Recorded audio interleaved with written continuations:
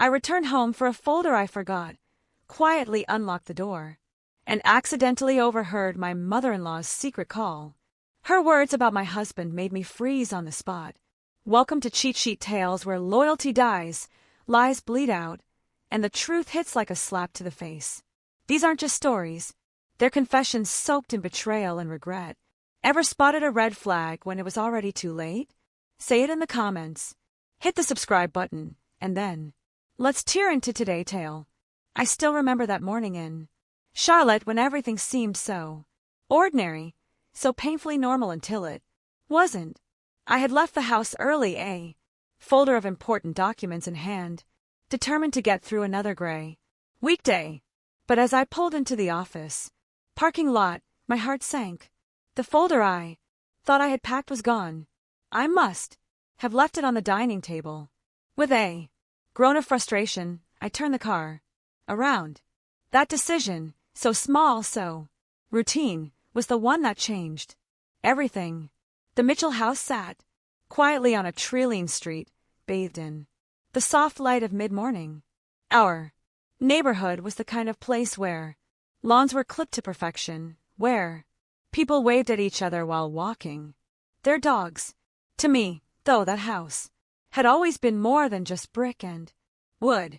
It was supposed to be my safe place, the promise of stability after a childhood of instability. And yet as I unlocked the door that morning, unease crept up my spine.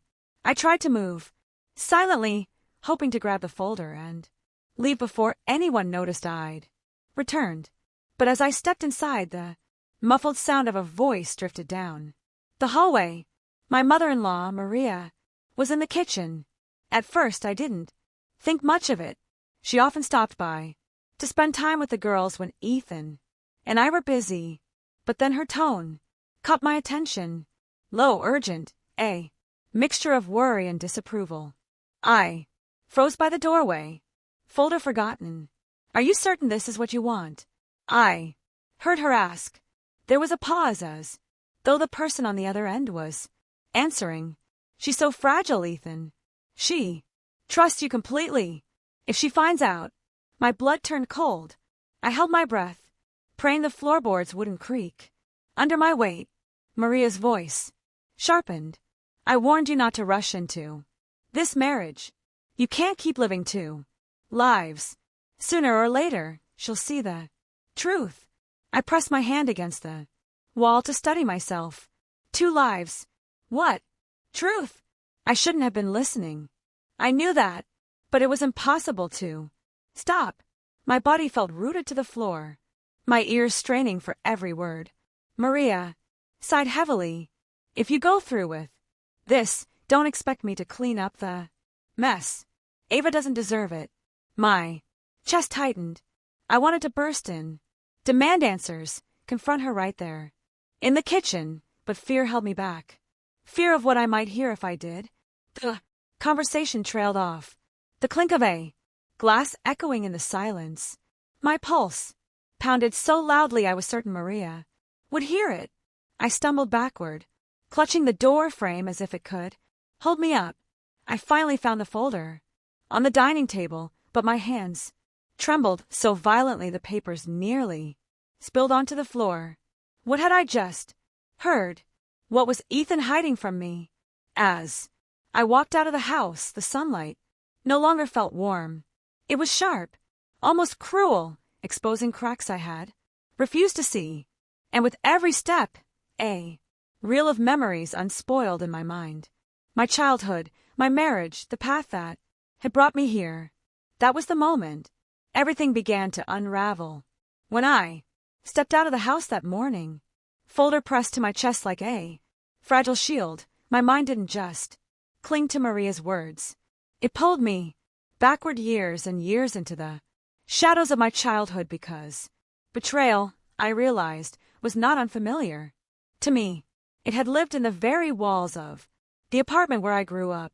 I was raised in a cramped 2-bedroom unit on the east side of Charlotte in a building that always smelled faintly of damp carpet and cigarette smoke.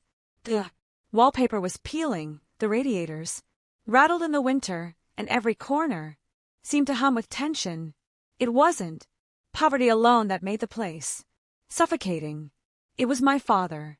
He drank. That was his way of moving through life. Beer bottles clinking on the coffee table, the bitter scent of whiskey hanging in the air. He was never violent with his fists, but his words cut deeper than any bruise. You're useless. He would bark at my mother, nagging, bitter, never satisfied, and then he would turn his gaze on me. Look at you, Ava. Do you think you're special? You're nothing. I remember hiding in my bedroom, pressing a pillow over my ears, to drown out his voice only to hear it, seeping through the thin walls anyway. His anger was endless, like a storm that never burned itself out. He never seemed to realize that each insult, each cruel jab, left something inside me trembling and small. My mother, Ruth, bore the weight of it all. She worked as a cashier at a grocery store, sometimes, taking double shifts, coming home with sore feet and tired eyes. Yet no matter how exhausted she was, she always tried to keep the family together. He's your father, she would whisper when I begged her to leave. Families don't fall apart over words. Then she would smooth my hair and tell me to endure. Strong women survive, Ava. One day you'll understand. But even as a child I knew survival wasn't enough. I didn't want to grow up to be like her, bending under someone else's cruelty, making excuses for a man who offered nothing but disappointment. I loved my mother, but I saw the way life had drained the color from her face. She had become a ghost of who she once was.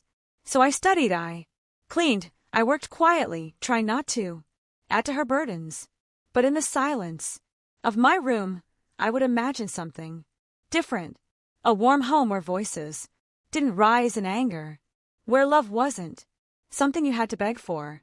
I promised myself that if I ever had a husband, a family, it would be nothing like the one I was born into. Those years planted a fierce hunger in me, not just to escape poverty, but to escape the trap of a toxic marriage. I didn't know how yet, but I was certain of one thing. I would not live my whole life in shadows. When I finally turned 18, I felt as though I was walking out of a cage I'd been trapped in my entire childhood. My acceptance letter to the University of North Carolina at Charlotte wasn't just a piece of paper. It was my escape route. I remember holding it in my hands, reading the words over and over, as if staring long enough might make the freedom promised within leap into reality. Of course, freedom never came cheap. My mother couldn't help me financially. She was barely keeping the lights on at home. My father was long past the point of caring. So I took a job at the campus library. It was quiet work, shelving books, helping students find reference materials, checking out stacks at the front desk. But it gave me just enough to cover groceries, bus fare, and the secondhand clothes I picked up at thrift stores. And it gave me something else, too. Dignity. Every paycheck felt like proof that I wasn't destined to repeat my parents' lives. Those years were not easy. My days began before sunrise with classes, lectures, and study groups, and they ended late at night under the fluorescent lights of the library. I ate peanut butter sandwiches for dinner more often than I care to admit, but for the first time, exhaustion felt like progress, not despair. I was building something of my own. One exam, one shift, one paycheck at a time. It was during those years that I started to notice the mirror looking back at me differently. Gone was the anxious girl who hid from her father's voice. I had grown into someone taller, more confident, with long auburn hair that finally fell into place and eyes that no longer darted away in shame. I wasn't a beauty queen, but I carried myself differently, with a quiet strength that drew people in. Boys began to notice. So did some of my professors, though their attention was subtler, laced with compliments that lingered just a second too long. I wasn't used to it. I had spent so much of my life trying to stay invisible, trying not to trigger my father's temper. That being seen felt almost dangerous, but I learned to accept it cautiously, not as validation of who I was, but as a sign that I had finally stepped into a world bigger than the one I grew up in. Still, I kept my head down. While my classmates went to parties and dated freely, I stayed focused. Love, I told myself, could wait. I wasn't going to gamble my future on a fleeting romance. Not when I had seen firsthand how quickly love could turn into bitterness. My plan was simple. Graduate, get a steady job, save enough to build a life where no one could control me. It wasn't glamorous, but it was mine. And for a girl who grew up in a house where even happiness felt rationed, that was more than enough. The night I met Ethan is etched into my memory with the clarity of a photograph, every detail preserved as though it happened yesterday. It was my first company party held in the grand ballroom of a downtown Charlotte hotel. I had spent hours preparing, using what little money I had saved to buy a simple but elegant dress, navy blue, fitted at the waist, with sleeves that brushed just past my elbows. When I slipped it on, I hardly recognized myself. For once, I didn't look like the exhausted student juggling library shifts. I looked like a woman stepping into her own life.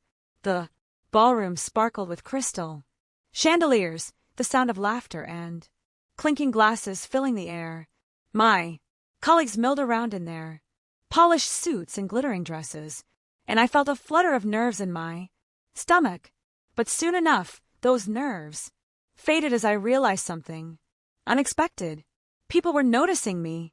2 of the younger men from accounting approached almost immediately, their conversation light and teasing, each trying to outdo the other with jokes that weren't half as clever as they believed. I smiled politely, sipping my soda, but their eagerness was suffocating. It felt like being caught in a spotlight I hadn't asked for. That's when I felt it, a shift in the room, a different kind of attention that settled over me like a warm weight. I looked up and saw him, Ethan Mitchell. I had heard his name before, whispered in hallways with a mixture of respect and envy. He was the son of our company's founder, already successful in his own right, carrying the kind of confidence that seemed almost impossible for someone in his early 30s. He stood tall, in a tailored gray suit, his dark hair slicked back neatly, his posture commanding without effort, while the others laughed too loudly at their own jokes. Ethan simply observed, his eyes steady, a faint smile playing on his lips, and then, as if the choice was inevitable, he walked directly toward me. "Gentlemen," he said smoothly with a kind of tone that dismissed without insulting. "I think Ava deserves better company than 2 men competing over who can tell the worst joke." The others laughed awkwardly before excusing themselves, leaving me alone with him. He offered me his arm. "Care for some fresh air?" We stepped out onto the balcony, the cool night air wrapping around us, a sharp contrast to the heat of the ballroom. Below, the city pulsed with light and movement, but up there it felt as though the world had gone quiet. "You don't seem like someone who enjoys crowds," he said, studying me with an intensity that was both unnerving and thrilling. I shook my head. "I guess I'm more comfortable in the background." His smile deepened. "Then it's their loss for not seeing you properly." "I do." The words struck something deep inside me, something that had been waiting to be recognized. For years I had worked, studied, endured, and hidden. And now, here was a man who seemed to notice what others overlooked. That was the night everything began to change. After that night on the balcony, Ethan and I became inseparable. He called the next day and the day after that until dinners turned into long walks through Freedom Park and long walks turned into weekends, exploring every corner of Charlotte. With him, life seemed to take on a new rhythm, one that felt lighter, freer as though I had stepped into a fairy tale I didn't know I was allowed to dream. Ethan had a way of making even ordinary moments extraordinary. He would show up outside the library with coffee just the way I liked it, or whisk me away to little jazz bars tucked into the city's side streets. Once he drove me up into the Blue Ridge Mountains, where he sat on the hood of his car and watched the sky bleed into pink and orange. "Someday," he said, his voice low against the hum of cicadas, "I want this quiet moments, family, a life worth protecting." I believed him. I wanted to believe him. For the first time, I let myself trust someone completely. I told him about my father's drinking, my mother's exhaustion, the shadows that had shaped me. He didn't flinch. Instead, he brushed my hair back gently and whispered, "You deserve more than what you came from. Let me give that to you." When the proposal came, it was both shocking and inevitable. We had gone to dinner at a rooftop restaurant downtown, the city glowing beneath us. I thought it was just another one of his grand gestures. But when the dessert tray arrived, there was no cake, only a velvet box with a ring that sparkled like it had been plucked straight from the night sky. "Ava," he said, dropping to one knee right there in front of everyone, "I can't imagine my life without you. Will you marry me?" The applause around us blurred into a haze. My chest felt too small to hold the flood of emotions crashing through me. Somehow, through the tears, I managed to whisper, "Yes." Meeting his parents came next. Victor, his father, was warm and surprisingly down to earth, shaking my hand with a firm grip and telling me he admired a woman who worked her way through college. Maria, however, was different. Polite, yes, but reserved, her smile not quite reaching her eyes. She asked questions that felt less like conversation and more like quiet evaluations. Still, I convinced myself she only needed time. The wedding was unlike anything I had ever imagined for myself, held in an opulent hall with chandeliers casting light across tables. Draped in ivory linen, it was a spectacle of wealth and elegance. My dress was a masterpiece of satin and lace, far removed from the thrift store clothes I had once worn. Guests toasted with champagne, a string quartet played softly in the background, and everywhere I looked, there was abundance. Flowers, laughter, glittering jewelry. As Ethan slipped the ring onto my finger, I thought I had finally escaped the life I was born into. I thought I had stepped into the world I'd always dreamed of. The early days of marriage were everything I thought they would be. For a while, Ethan was attentive, even tender. We moved into a beautiful home just outside Charlotte with tall windows that let the sunlight pour into every room and a garden that seemed to promise new beginnings. When I found out I was pregnant, Ethan lifted me off my feet and spun me around the kitchen, laughing like a man who had everything he wanted. Those months were golden. He accompanied me to doctor's appointments, pressed his hand to my growing belly at night, whispered dreams of the future, family, vacations, backyard barbecues, teaching our children how to ride bikes. I let myself believe it all. I wanted to believe it. When Madison was born, he cried harder than I did. He cradled her as if she were made of glass, his voice breaking as he whispered her name. A year later came Sophie, and once again Ethan was there, beaming, snapping pictures, telling everyone how blessed we were. In those moments, I thought, maybe I had done it.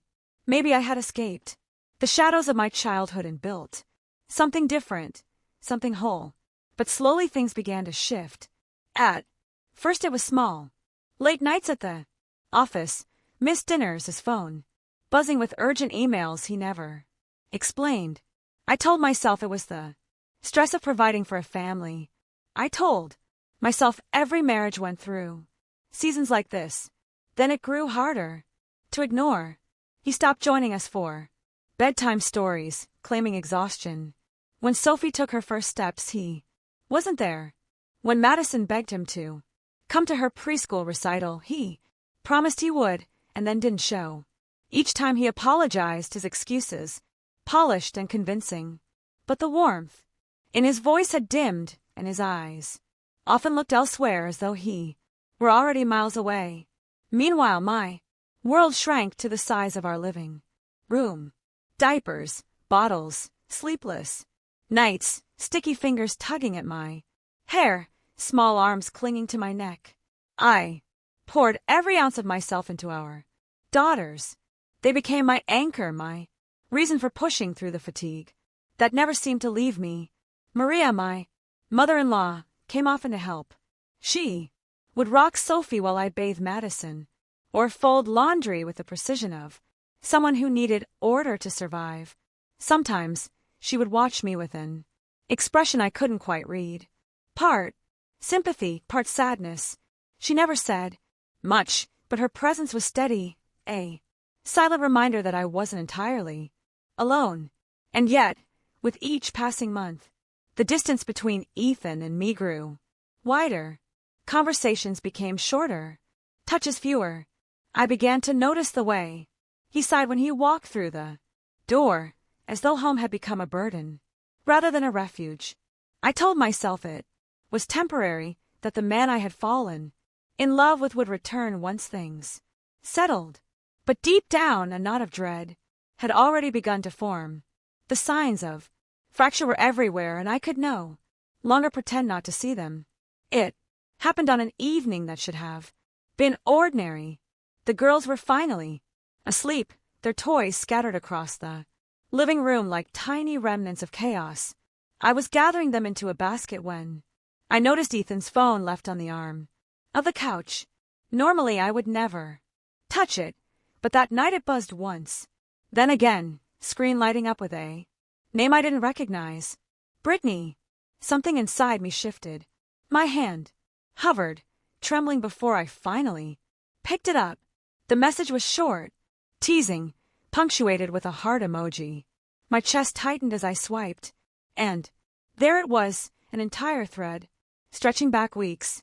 Her face smiled at me from pictures taken in restaurants, hotel rooms, even selfies of the two of them together. In one photo, his arm was around her shoulders, his lips brushing her cheek with a tenderness I hadn't felt in months. The air left my lungs. I sat there frozen, scrolling through evidence that screamed the truth I had been too afraid to name. Ethan was having an affair. My first instinct was denial. Maybe it wasn't what it looked like.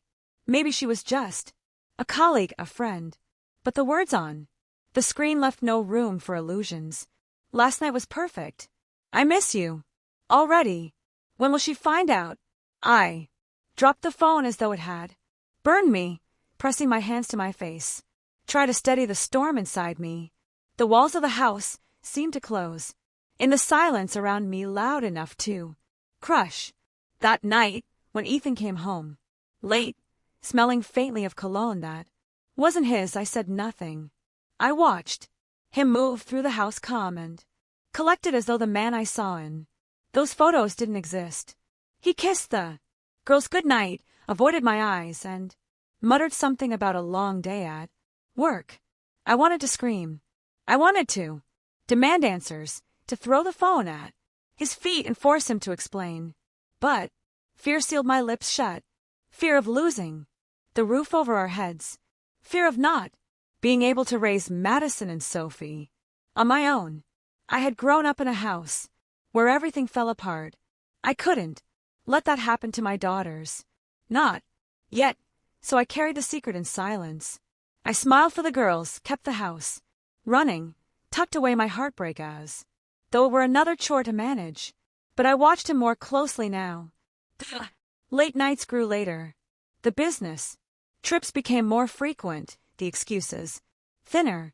His phone was always glued to him, face down on the counter, passcode changed. Every time he walked out the door with a suitcase in hand, I told myself it was just another meeting, another client. But in my heart I knew exactly where he was going.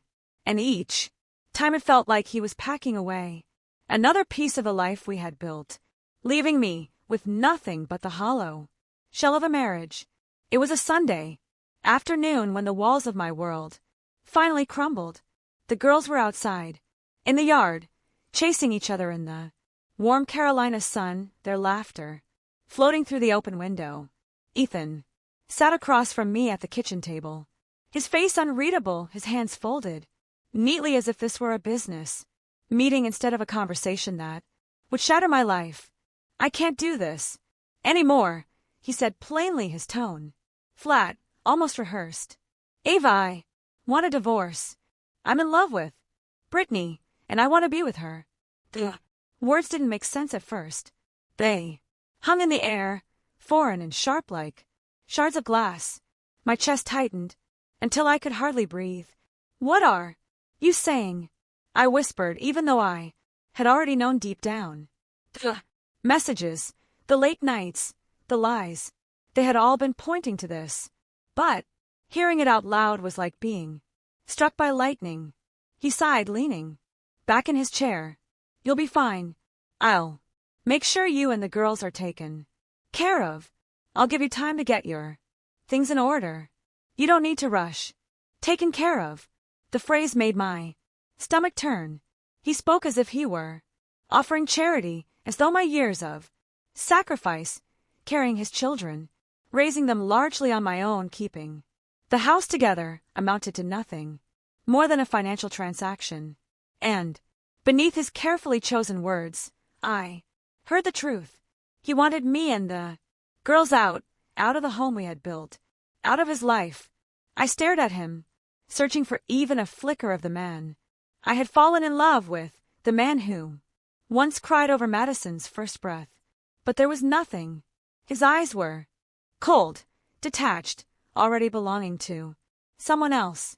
The sound of Madison's laughter outside cut through my despair, like a cruel reminder. How was I supposed to tell my daughters that their father had chosen another woman over us? How was I supposed to give them stability when mine had just been ripped away? That night, after the girls were asleep, I sat alone in the living room, the house suddenly feeling too big, too empty. Fear pressed against me from every side.